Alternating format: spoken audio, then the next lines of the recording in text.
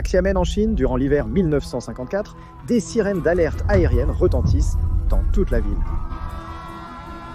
Les gens se précipitent pour se mettre à l'abri alors que des obus d'artillerie sont tirés au loin. La République populaire de Chine bombarde les îles Kinmen voisines dans le but d'en prendre le contrôle aux Chinois anticommunistes. Mais les troupes sur les îles ripostent. Bientôt, des obus d'artillerie pleuvent des deux côtés. De retour à Xiamen, à l'intérieur de l'un de ces abris se trouve Chen Jinggrun, âgé de 21 ans. Alors que les autres s'agitent, attendant impatiemment que les explosions cessent, Chen lit des pages d'un livre de mathématiques. Parce qu'il s'est donné pour mission de résoudre l'un des plus anciens problèmes des mathématiques. Un enfant peut comprendre l'énoncé, mais les plus grands génies de l'histoire des mathématiques n'ont pas réussi à le résoudre. En l'an 2000, une maison d'édition a même offert un prix d'1 million de dollars à quiconque pourrait résoudre ce problème. Mais pendant près de 300 ans, tous ceux qui ont essayé ont échoué. Donc voici le problème. Est-ce que chaque nombre pair supérieur à 2 peut être écrit comme la somme de deux nombres premiers? Donc voilà le problème. On peut faire quelques exemples. On peut dire par exemple 6. C'est un entier pair. Donc, peut-on l'écrire comme la somme de deux nombres premiers? Ce sont des nombres qui ne sont divisibles que par eux-mêmes et par 1. Donc, pour 6, c'est simplement 3 plus 3. Et on peut continuer avec de plus en plus de nombres. Donc 10, par exemple, ce serait 5 plus 5, mais aussi 7 plus 3. Il y en a un que je veux faire, 1 en plus, qui est ton chiffre préféré. 42, 42. Qu'est-ce qui le compose? 37 et 5. 37, oui. Mais il y a aussi une façon plus claire et méthodique d'écrire cela, et cela va nous aider à développer une certaine intuition. Nous allons commencer par tracer deux lignes diagonales. Je construis comme une pyramide de nombres premiers. Donc nous allons commencer par le sommet, nous allons écrire 2, puis nous allons écrire 3, 5, et ce sera un bon test pour voir à quel point je connais bien mes nombres premiers. Ensuite, nous ferons la même chose de l'autre côté. D'accord. Et maintenant, ce que nous allons faire, c'est tracer une ligne à partir de chaque nombre premier. Est-ce que tu vois où cela mène? Et là où elles se croisent, c'est chaque somme? Ouais. Maintenant, on peut commencer à les additionner. Donc, on a 2 plus 2. 4. 4. 3 plus 3. Ouais, 6. 6. Vous pouvez voir qu'on commence à obtenir tous ces chiffres. Le point principal ici, c'est que lorsque vous descendez, non seulement vous voyez tous les nombres pairs apparaître, mais ils semblent aussi apparaître plus fréquemment. Et il semble que cela devrait toujours se produire. Et bien sûr, la conjecture est que cela se produit toujours. Et c'est ce qu'on appelle la conjecture de Goldbach. L'obsession de Chen pour la conjecture remonte à ses années de lycée, lorsque son professeur s'est tenu devant la classe pour parler aux élèves de toutes les sciences et a dit « Les mathématiques sont la reine des sciences. La théorie des nombres est la couronne de la reine. Et la conjecture de Goldbach est la perle sur la couronne. » Peu après, le professeur a dit « Eh bien, peut-être qu'un jour, l'un d'entre vous résoudra ce problème. » Et toute la classe a éclaté de rire. Tout le monde, sauf Chen Jinggrun. Il a dit plus tard « Je n'ai pas ri.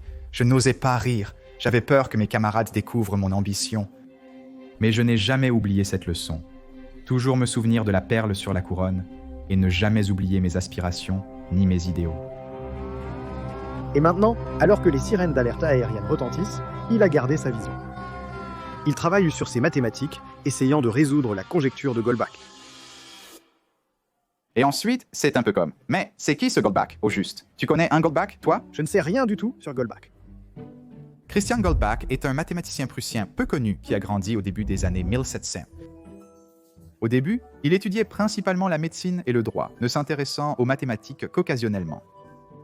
Mais ensuite, en 1710, à l'âge de 20 ans, il entreprit un voyage de 14 ans et de plus de 4000 km pour rencontrer certains des plus grands mathématiciens de son époque. À Leipzig, il rencontra Gottfried Leibniz, le co-inventeur du calcul infinitésimal. Et à Londres, il rencontra à la fois Nicolaus Bernoulli et peut-être le plus grand mathématicien de tous les temps, Monsieur Isaac Newton. Il termina ensuite son voyage à travers l'Europe avant de finalement s'installer en Russie, à la toute nouvelle Académie des sciences de Saint-Pétersbourg, où, en 1727, il fit la rencontre la plus importante de sa vie, un prodige des mathématiques âgé de 20 ans. Pouvez-vous deviner qui c'est? Leonhard Euler. Leonhard Euler, oui. Les deux sont rapidement devenus amis, se liant d'amitié grâce à une obsession commune pour la théorie des nombres. Puis, en 1729, Goldbach a déménagé à Moscou, mais les deux sont restés en contact, s'écrivant des lettres pendant les 35 années suivantes, littéralement jusqu'à la mort de Goldbach.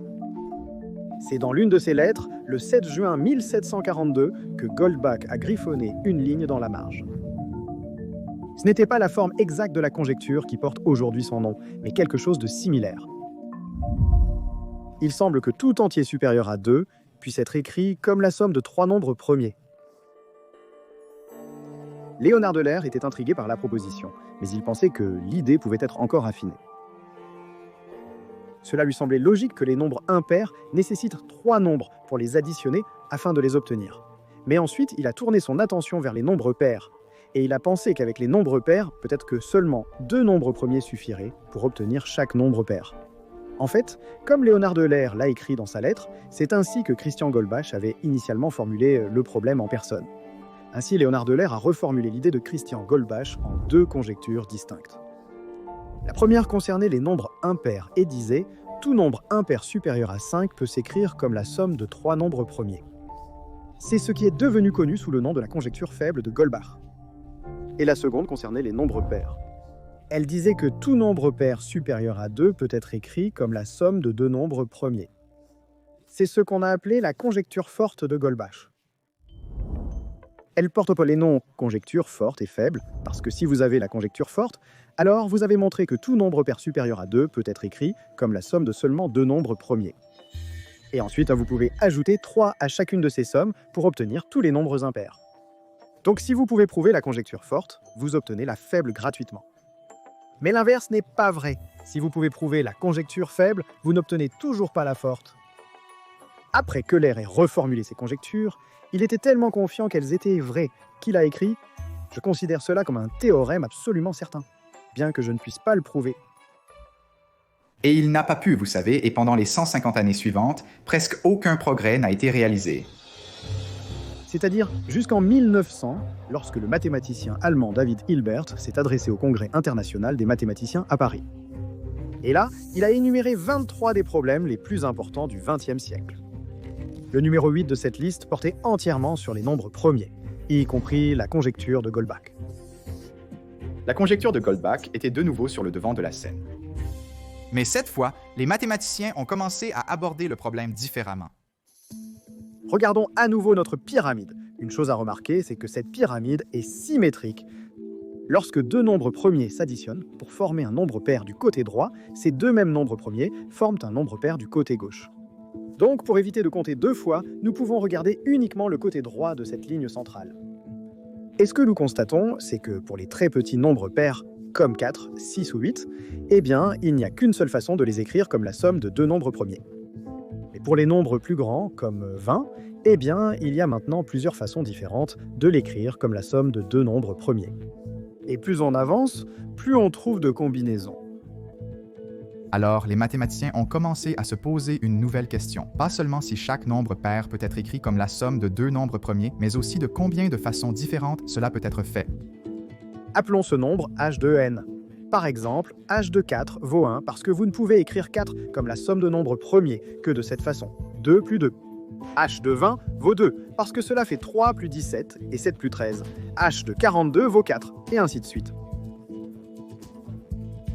Jusqu'à présent, nous faisons simplement le compte de la valeur que h devrait avoir.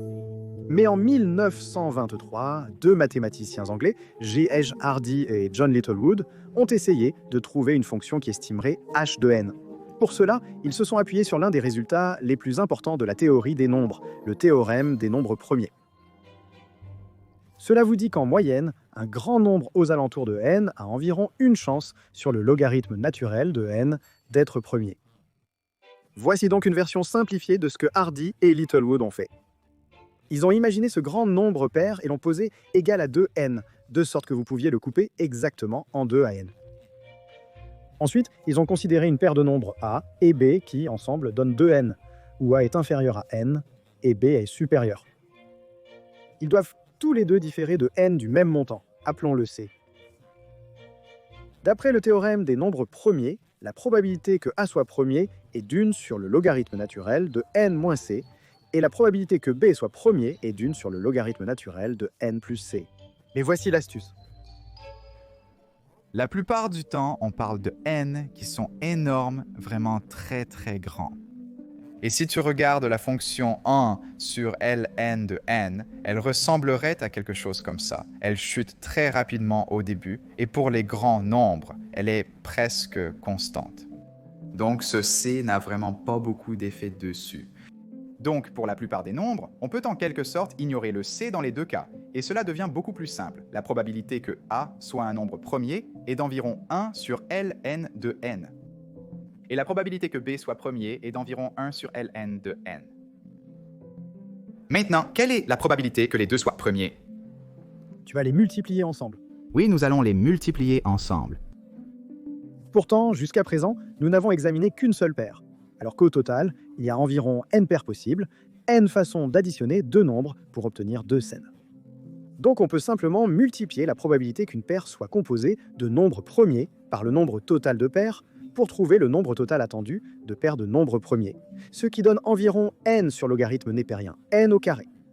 Et si on trace cela, on constate que le nombre attendu de façon d'écrire un nombre comme la somme de deux nombres premiers augmente pour des nombres de plus en plus grands. Hardy et Littlewood ont affiné cela un peu plus, mais essentiellement, ils trouvent exactement la même chose. Ils ont juste un facteur de correction devant, mais ce terme reste le même. Le seul problème, c'est que ce n'est qu'une estimation, pas une preuve. Et comme ils le soulignent dans leur propre conclusion, seule la preuve compte. Et c'est à peu près tout ce qu'ils obtiennent pour la conjecture forte de Goldbach. Mais pour la faible, ils ont plus de succès. Tout remonte à un incident curieux, 10 ans plus tôt, en 1913. Hardy est assis à sa table de petit déjeuner lorsqu'une lettre étrange arrive. Elle est envoyée par un mathématicien totalement inconnu venu d'Inde, Srinivasa Ramanujan. La lettre dit « J'ai maintenant environ 23 ans. Je n'ai pas fait d'études universitaires, mais j'ai suivi le cursus scolaire ordinaire. Après avoir quitté l'école, j'ai consacré mon temps libre à travailler sur les mathématiques. » Ramanujan écrit qu'il est un modeste employé de bureau, ne gagnant qu'environ 20 livres par an. Il a joint quelques formules et demande l'avis de Hardy. La lettre fait plus de 10 pages et contient plus d'une centaine de théorèmes, dont beaucoup sont très avancés, mais Ramanujan ne fournit aucune démonstration et très peu d'explications. Hardy est stupéfait, il n'a jamais rien vu de tel. Certains sont déjà connus, d'autres sont complètement nouveaux, inconnus du monde, et puis il y a des résultats qui semblent impossibles, comme le fait que la somme de tous les entiers positifs jusqu'à l'infini est égale à moins un douzième. Comment a-t-il trouvé cela? Hardy montre une lettre à Littlewood. Les deux restent éveillés jusqu'à minuit, parcourant le manuscrit, débattant pour savoir si l'auteur mystérieux est un génie ou un imposteur. Mais on aurait dit que Hardy pensait que ces résultats ne pouvaient pas être ceux d'un charlatan parce qu'on ne pourrait pas les imaginer si on était simplement un charlatan. Ils sont trop fantastiques pour être l'œuvre d'un esprit médiocre. Seul un génie vraiment phénoménal, hors norme, aurait pu les inventer. Alors Hardy répond. Rigoureux et strict comme il l'est en mathématiques, il demande une preuve. Ramanujan, cependant, n'est rien comme Hardy. Il travaille à l'intuition, souvent guidé par ses rêves. Il voyait simplement le résultat, ou dans certaines versions mystiques de son propre récit, il disait que sa déesse personnelle, Namagiri, venait à lui dans ses rêves et écrivait les formules sur sa langue. Attends, sur sa langue? Sur sa langue, c'est la version que j'ai parfois entendue, mais dans tous les cas, il l'a implantée dans son esprit. Une équation n'a aucun sens pour moi à moins qu'elle n'exprime une pensée de Dieu. Ramanujan n'a jamais vraiment appris à fournir de démonstrations pour ses théorèmes, alors Hardy le presse de venir à Cambridge pour les expliquer plus en détail. Mais il y a un problème. Ramanujan est un hindou fervent. Sa foi lui interdit de traverser la mer. Puis, une nuit, sa mère fait un rêve. Une déesse apparaît et lui dit de laisser Ramanujan accomplir son destin. Convaincue par cette vision, elle lui donne sa bénédiction, et ainsi Ramanujan part enfin pour l'Angleterre. À Cambridge, Hardy et Ramanujan commencent à travailler ensemble.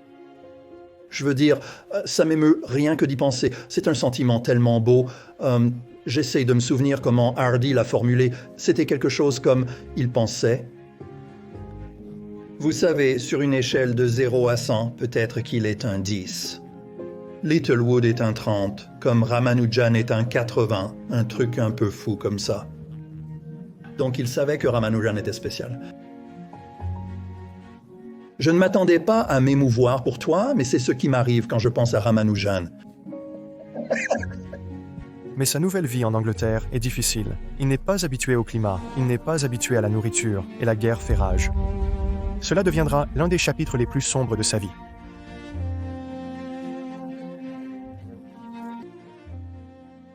Pendant que Ramanujan luttait, Hardy et lui ont tout de même fait une percée. Vers 1917, ils ont inventé ce qu'on appelle la méthode du cercle et l'ont utilisée pour s'attaquer à différents problèmes en théorie des nombres. Hardy et Littlewood ont ensuite développé davantage cette idée. Et pendant les 100 années suivantes, ce serait la principale méthode pour s'attaquer à la conjecture faible de Goldbach. Mais rappelons-nous le problème. Nous essayons de prouver que nous pouvons toujours écrire un nombre impair, un grand nombre impair, comme la somme de trois nombres premiers. Appelons-les P1, P2 et P3. Mais comme auparavant, nous ne voulons pas seulement savoir si c'est possible, mais aussi de combien de façons différentes cela peut être fait. Alors, Hardy et Littlewood ont imaginé une sorte de machine à compter. En entrée, elle prendrait toutes les combinaisons possibles de trois nombres premiers inférieurs à n. Pour chaque combinaison, elle les additionnerait et vérifierait si cette somme est égale à n. Et si c'est le cas, la machine incrémente un compteur de 1. Mais sinon, la machine ne fait rien, elle passe à la combinaison suivante. Faisons un exemple, disons que n est 11. Eh bien, la machine vérifie d'abord les nombres premiers 2, 2 et 2, les additionne pour obtenir 6, ce qui n'est pas égal à 11, donc le compteur reste à 0.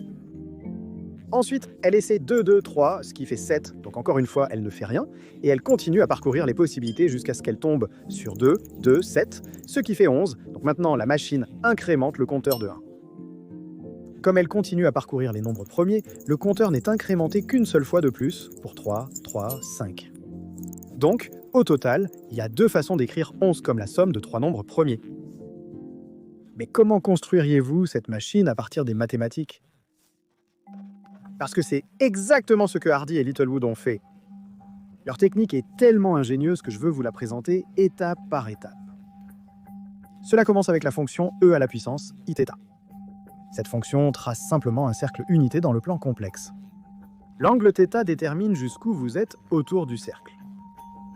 Maintenant, imaginez que θ soit limité à être un multiple m de 2π. Et puisque 2π correspond à une révolution complète, peu importe si m est 0, 1, 2, 3 ou n'importe quel entier, un vecteur partant de l'origine pointera toujours dans la même direction, vers la droite. Mais maintenant, Hardy et Littlewood multiplient l'angle par alpha, où alpha est simplement un nombre compris entre 0 et 1. Vous pouvez le considérer comme un curseur. Donc, si m est égal à 1 et que vous augmentez alpha à partir de 0, eh bien le vecteur effectue lentement une rotation complète. Si m est égal à 2, le vecteur tournera plus vite et fera 2 rotations complètes. Et cela continue pour des valeurs plus élevées de m. Maintenant, imaginez prendre toutes les valeurs possibles de alpha simultanément, puis faire la moyenne de tous ces vecteurs. Mathématiquement, on peut écrire cela comme l'intégrale de 0 à 1 de e, exposant i de pi alpha des alpha. Alors, que se passe-t-il ? Eh bien, ce vecteur s'annule avec celui-ci du côté opposé, et celui-ci avec celui-là, et la même chose se produit avec tous les vecteurs. Donc en faisant la moyenne, on obtient 0. La même chose se produit si m est égal à 2, 3 ou 4. Cette intégrale donnera 0 pour toutes les valeurs de m, sauf un seul cas. Si m est égal à 0, alors nous avons e est à la puissance 0, ce qui fait 1. Donc, peu importe la valeur de alpha, le vecteur pointe toujours vers la droite, et la moyenne donnera toujours 1. Donc cette équation est très proche de la machine que nous essayons de créer. Si m est égal à 0, cela renvoie 1, mais si m n'est pas égal à 0, cela renvoie 0. Donc tout ce qu'il reste à faire, c'est de remplacer m par ce qui nous intéresse. Plus précisément, est-ce que la somme de P1, P2 et P3 est égale à n ? On peut réarranger cela pour obtenir P1 plus P2 plus P3 moins n égale 0. Donc si on remplace m par cette expression, alors chaque fois que les trois nombres premiers s'additionnent pour donner n, cette valeur sera 0 et l'intégrale sera égale à 1. Et chaque fois que les nombres premiers ne s'additionnent pas pour donner n, cette valeur sera non nulle, et donc l'intégrale donnera 0. Mais pour l'instant, cette équation ne vérifie qu'un seul triplet de nombres premiers. Pour vérifier toutes les combinaisons possibles de nombres premiers inférieurs à n, nous devons ajouter une somme. Puisque cela va compter toutes les façons dont 3 nombres premiers peuvent s'additionner pour donner n, on peut l'appeler h de n. Alors en fait, essayons. On entre n égale 11, on calcule cette fonction, et elle donne 6, ce qui n'est pas le 2 qu'on avait trouvé auparavant. Alors, que s'est-il passé? Eh bien, nous avons simplifié un peu la logique, donc cette fois, nous obtenons en fait des doublons. Par exemple, la machine trouve 2 de 7, mais aussi 7 de 2 et 2 7 2. Les mathématiciens corrigent cela lorsqu'ils font le vrai calcul, mais pour notre objectif, cette machine suffit. Donc nous avons notre h de n. Et si nous pouvons montrer que h de n est au moins égal à 1 pour chaque nombre impair supérieur à 5, alors nous aurons prouvé la conjecture faible de Goldbach. Mais il y a 2 problèmes avec cette approche. Le premier problème, c'est que nous avons supposé que nous connaissons tous les nombres premiers inférieurs à n. Ce qui était vrai lorsque n est petit, mais à mesure que n tend vers l'infini, nous ne connaissons tout simplement pas tous les nombres premiers. Le deuxième problème, c'est qu'à mesure que le nombre de nombres premiers augmente, le nombre de combinaisons possibles explose. Si n est 10 001, il y a 1229 nombres, premiers plus petits, ce qui signifie un total de 310 144 295 triplets de nombres premiers possibles. Si vous augmentez n à 1 milliard, le nombre de combinaisons possibles grimpe à près de 22 sextillions. Et cette tendance continue. Donc utiliser cette méthode de façon simple ne fonctionnera pas. Alors Hardy et Littlewood ont trouvé une méthode plus intelligente. Ils ont fondamentalement reformulé le problème en plaçant la somme à l'intérieur de l'intégrale. Plutôt que de vérifier toutes les combinaisons possibles de nombres premiers par force brute, ils analysent maintenant le comportement collectif de tous les nombres premiers à la fois. Pour voir comment cela fonctionne, jetons un œil à l'équation. Dans l'exposant se trouve la somme de 3 nombres, premier moins n. Mais additionner dans l'exposant revient à multiplier des exponentielles entre elles. On peut donc réécrire cela comme le produit de 4 exponentielles. Les 3 premières sont en fait identiques, car rien ne distingue ce qu'on appelle P1, P2, P3. Ce sont tous des nombres premiers tirés du même ensemble. On pourrait donc simplement appeler cette fonction S de alpha et n et la multiplier par elle-même 3 fois, ou simplement l'élever au cube. En faisant cela, h de n devient maintenant une fonction de seulement 2 choses, e puissance moins i de pi n, alpha, qui est juste un nombre complexe que l'on peut calculer, et cette nouvelle fonction S de alpha et n. Mais qu'est-ce que cette fonction? Eh bien, faisons un exemple. Encore une fois, disons n égale 11. Alors S de alpha et 11 est simplement une somme de 4 exponentielles, chacune régie par son propre nombre premier. On peut penser à chacune de ces exponentielles comme une horloge, chacune avec son propre nombre premier qui détermine la vitesse de rotation. Ainsi, 2 tournent le plus lentement, 3 tournent plus vite, 5 encore plus vite, et ainsi de suite. Mais rappelez-vous, c'est une somme, donc on doit en fait additionner toutes les horloges bout à bout. Regardez maintenant ce qui se passe quand on augmente alpha. Toutes les horloges tournent à leur propre rythme. Ce qui nous intéresse, ce n'est pas le comportement d'une horloge en particulier, mais de toutes ensemble. Comme on a choisi une petite valeur de n, rien de très spectaculaire ne se produit. Mais regardez ce qui se passe si on choisit une valeur plus grande, comme 99. Il y a maintenant 25 nombres, premiers plus petits que 99, donc 25 horloges dans notre somme. À nouveau, quand on augmente alpha, toutes les horloges tournent à des vitesses différentes. On dirait presque une queue de dragon. Et pendant un moment, tout semble un peu chaotique, tournant autour de l'origine. Mais ensuite, quand alpha atteint un 6e, la queue se déplie.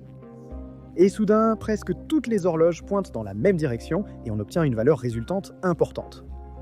Si on continue d'augmenter alpha, les horloges s'annulent à nouveau, jusqu'à ce qu'on atteigne le prochain point magique, un tiers. Là encore, de nombreuses horloges s'alignent. Et ce curieux motif continue de se répéter. Pour la majorité des valeurs d'alpha, les horloges s'annulent entre elles. Mais à quelques points particuliers, comme un demi, la queue se déplie, les horloges interfèrent de manière constructive, et on obtient une grande valeur résultante.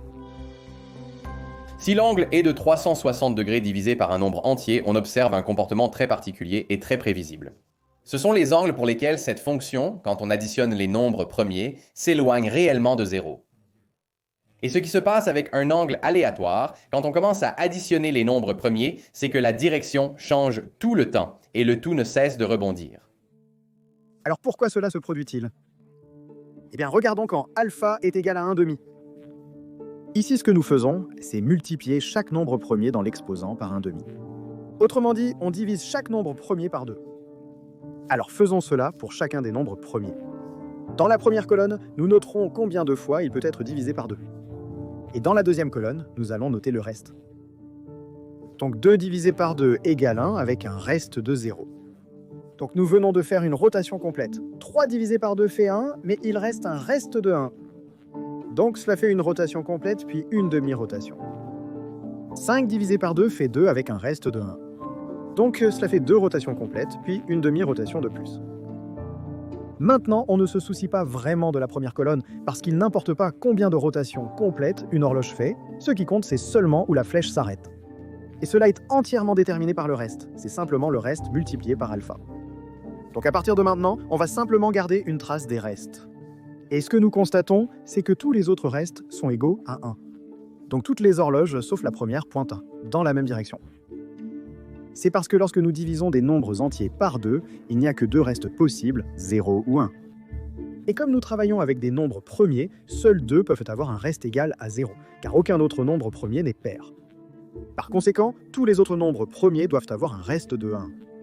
Ce qui signifie que toutes ces horloges effectuent une autre demi-rotation. Donc elles pointent toutes vers la gauche et interfèrent de manière constructive.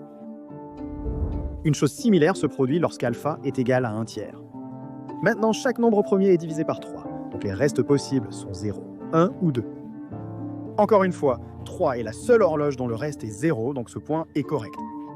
Mais tous les autres nombres premiers suivent un schéma spécial, un schéma qui rend toute la méthode du cercle possible. Les autres nombres premiers se répartissent à peu près également entre les restes 1 et 2, ce qui signifie que toutes les autres horloges sont tournées d'un tiers ou 2 tiers autour du cercle. Comme ces horloges pointent vers la gauche, on obtient à nouveau une interférence constructive. Et ce schéma d'interférence constructive apparaît aussi pour d'autres petites fractions rationnelles. Mais pour les nombres non rationnels, on n'obtient pas ces restes bien définis, donc les horloges sont grossièrement réparties de manière égale autour du cercle et on obtient une interférence destructive. Hardy et Littlewood ont compris qu'ils pouvaient utiliser cela. Imaginez prendre ce graphique de la magnitude de la flèche résultante et l'enrouler autour d'un cercle. Ils ont découvert que la majorité des contributions venaient de très petites régions du cercle, qu'ils ont appelées les grands arcs. Le reste du cercle n'apporte que des contributions mineures, c'est pourquoi on les a appelés les arcs mineurs. Cela leur a permis de diviser leur calcul en 2 parties. La partie des grands arcs donne le terme principal du nombre de façons d'écrire un nombre n, comme somme de 3 nombres premiers. Et les petits arcs donnent juste un terme d'erreur. Ils ont ensuite montré que si l'hypothèse de Riemann généralisée est vraie, alors le terme principal croît plus vite que le terme d'erreur. Donc à partir d'un certain nombre suffisamment grand, appelons-le k, cette valeur sera toujours supérieure à 1, et la conjecture faible de Goldbach sera vérifiée. Mais il y a 2 problèmes avec cette approche. Le premier est qu'ils ont supposé que la généralisation de l'hypothèse de Riemann est vraie, ce que nous ne savons pas. Et le second, c'est qu'ils n'ont pas précisé ce nombre k. Je veux dire, à quel point doit-on aller loin pour garantir que tous les nombres plus grands que ça respectent la conjecture de Goldbach? Puis on doit attendre jusqu'en 1937, quand le mathématicien russe Ivan Vinogradov prouve la même chose que Hardy et Littlewood, mais il le fait sans l'hypothèse de Riemann généralisée, donc sans hypothèse. C'est une chose de supposer l'hypothèse de Riemann et de dire qu'on fait des progrès, mais Vinogradov dit « Non les gars, pas besoin de l'hypothèse de Riemann, on peut vraiment prouver tout ça ». Mais encore une fois, il donne un nombre suffisamment grand pour que la conjecture faible de Goldbach soit vraie sans en spécifier la valeur, ce qui est très insatisfaisant. Au cours des 19 années suivantes, un de ses étudiants a obtenu cette satisfaction en spécifiant ce nombre. Tu veux deviner ce que c'est, ce nombre? 10 puissance 50, 10 puissance 80, 10 puissance 3000, je ne sais pas. Je devinais sûrement beaucoup trop bas. Oui, oui. C'est environ 10 puissance 6,8 millions. Waouh, d'accord. C'est énorme. Mais ensuite, des gens ont continué à travailler sur sa méthode, et ils ont tous utilisé les mêmes techniques. En 1989, ce nombre a été réduit à 10 puissance 43 000. Ensuite, il a chuté à 10 puissance 7194. Et en 2002, il est descendu jusqu'à 10 puissance 1346. Cela semble beaucoup plus petit que ce qu'on avait avant, mais si tu compares ça au nombre de protons dans l'univers, qui est 10 puissance 80, Ce n'est pas quelque chose qu'un ordinateur peut vérifier. C'est absolument sans espoir.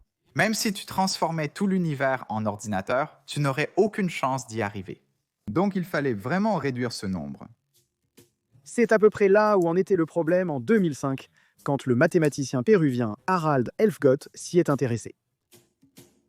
Il lisait des articles sur la conjecture faible de Goldbach et sur les nouvelles techniques développées. C'était donc les techniques de pointe à l'époque. Il lisait ça et il s'est dit « Je peux faire mieux. J'ai des idées pour faire mieux. » Et tu sais, ça m'a pris quelques semaines pour obtenir de meilleures estimations, pas encore assez solides pour tout révolutionner, mais pour faire de vrais progrès. Alors, il se met au travail. Et en quelques semaines, il a de meilleures estimations que celles de l'article. Il commence donc à avoir plus confiance. Genre, OK, je maîtrise. Bien sûr, j'étais un peu naïf. J'avais sous-estimé des difficultés ailleurs. Pour résoudre le problème, il a compris qu'il devait faire deux choses. 1. Pousser le nombre vérifié par ordinateur aussi haut que possible. Et 2. Réduire la constante k autant que possible, ce qui implique des maths complexes. Donc pendant 8 ans, il a attaqué le problème sur ces deux fronts. Avec David Platt, il a vérifié par ordinateur tous les nombres jusqu'à 8,8 fois 10 puissance 30. Et en affinant ses mathématiques, il a lentement réduit la constante k. En 2013, il a abaissé ce nombre jusqu'à 10 puissance 27, ce qui est en dessous de la limite déjà vérifiée par les ordinateurs. Donc il l'a résolu. Il a rédigé ses résultats dans un article intitulé « La conjecture de Goldbach-Terner est vraie », ce qui est un titre plutôt percutant. Donc, près de 300 ans après la lettre originale de Goldbach, Elfgott a prouvé que chaque nombre impair supérieur à 5 peut être écrit comme la somme de 3 nombres premiers. Et par conséquent, il a également prouvé que chaque nombre pair supérieur à 2 peut être écrit comme la somme d'au plus 4 nombres premiers. C'est parce que vous pouvez toujours simplement ajouter 3 à tous les nombres impairs pour obtenir tous les nombres pairs. Alors, est-ce que c'était un événement important ou est-ce que les gens étaient enthousiastes ? Oui, c'est une bonne question. J'ai l'impression que c'est surtout un problème obscur. Je pense que le point fort, et c'est le cas pour ces deux problèmes, c'est qu'ils n'ont pas vraiment d'application directe dans le monde réel.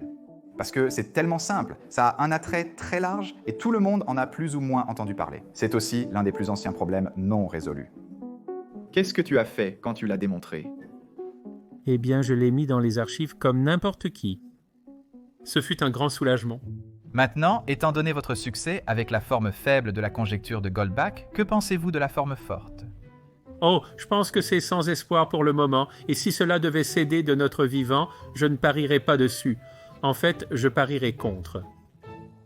Vous voyez, la raison pour laquelle la méthode du cercle fonctionne pour la forme faible de la conjecture de Goldbach, c'est parce que ce terme principal croît plus vite que ce terme d'erreur. Mais ce n'est pas le cas pour la forme forte de la conjecture de Goldbach.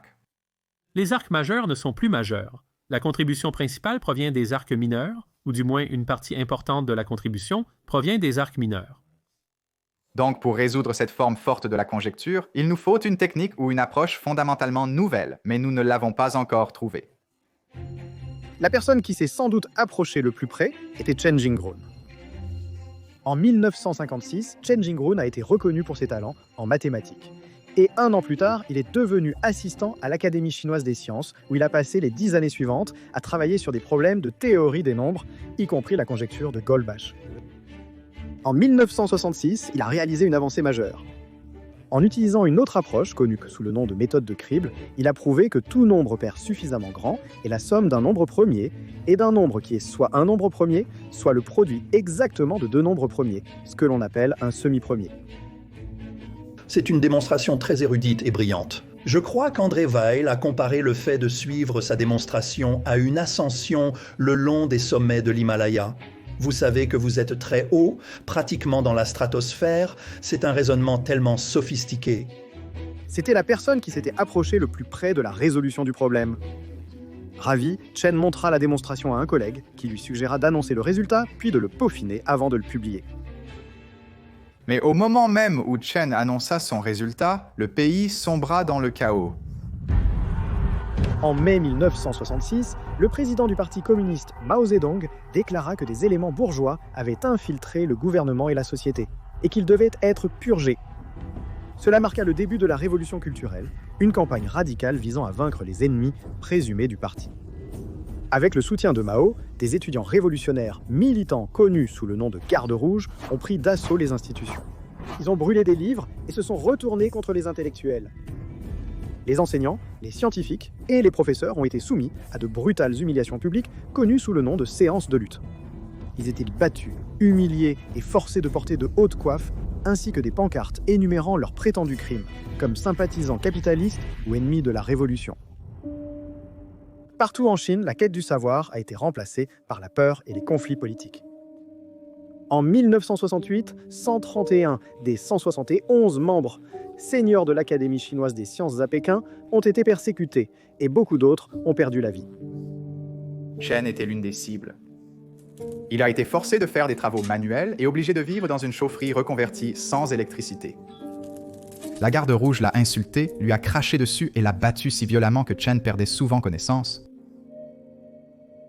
Dans un rapport, c'était si grave qu'il aurait peut-être tenté de se suicider. Il a sauté du 3e étage d'un immeuble et heureusement, il n'a pas touché le sol. Il a atterri au 2e étage et s'est blessé, mais il n'est pas mort. Malgré tout cela, Chen continuait à travailler secrètement sur ses mathématiques à la faible lueur d'une lampe à pétrole. Puis, le 13 septembre 1971, le bras droit de Mao est mort dans un mystérieux accident d'avion après avoir soi-disant tenté d'organiser un coup d'État. Sa mort a brisé l'illusion d'unité au sein du parti et la révolution culturelle a commencé à perdre de son élan. Mais Chen faisait face à un dilemme. D'un côté, il voulait publier sa démonstration, mais de l'autre, il était terrifié à l'idée d'être critiqué. Ne sachant pas quoi faire, il s'est tourné vers Luo Shengxiong, le directeur de l'Institut de mathématiques, qui lui a dit « Le résultat est solide. Tu dois le publier. » Ainsi, en avril 1973, Chen a publié son théorème.